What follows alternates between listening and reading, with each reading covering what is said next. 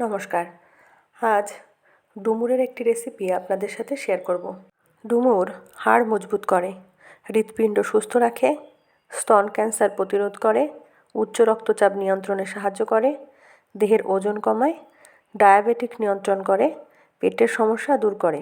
এছাড়া ডুমুরে রয়েছে প্রচুর পরিমাণে আয়রন।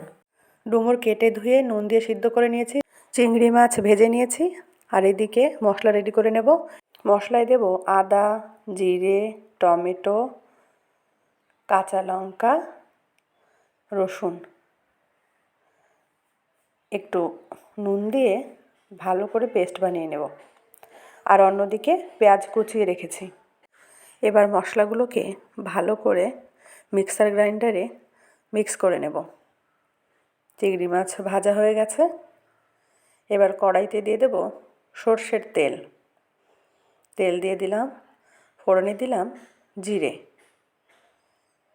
এবার দিয়ে দেব পেঁয়াজ কুচি। পেঁয়াজ কুচি দিয়ে ভালো করে নেড়ে চেড়ে নেব। ভাজার সময় অল্প একটু নুন দিয়ে দেব। যখন একটু লাল লাল হয়ে যাবে তখন তার মধ্যে বাকি মশলাগুলো দিয়ে দেব।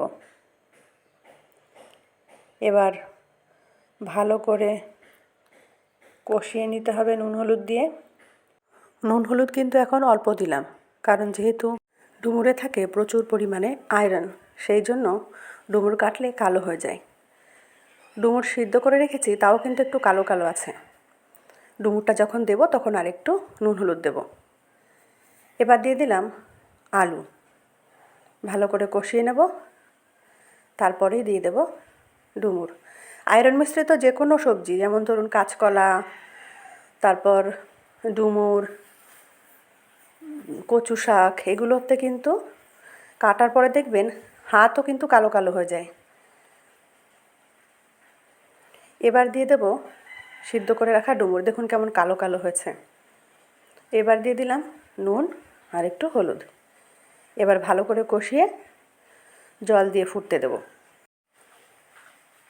দেখুন ভালো করে মোটামুটি কষানো হয়ে গেছে। এবার দিয়ে দেব জল।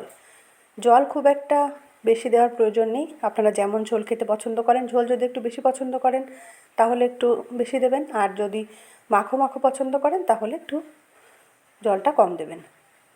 ভালো করে ফুটে গেছে। এবার দিয়ে দিলাম ভেজে রাখা চিংড়ি মাছ।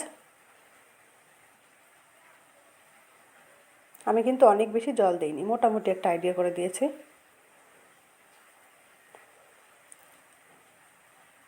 ভালো করেই ফুটে গেছে। এবার এর মধ্যে দিয়ে দেবো একটু চিনি,